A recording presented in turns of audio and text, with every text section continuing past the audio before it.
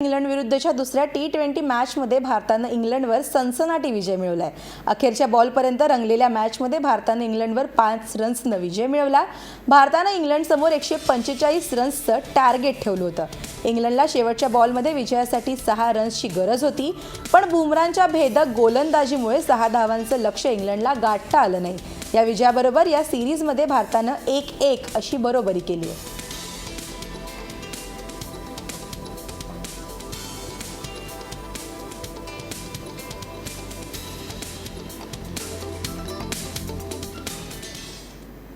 Team इंडियाचा माजी captain Mahendra Singh धोनीनं मॅक्स मोबाईल कंपनी विरोधात कोर्टात धाव घेतली आहे। धोनीनं दिल्ली हायकोर्टात कंपनी विरोधात याचिका दाखल केली आहे।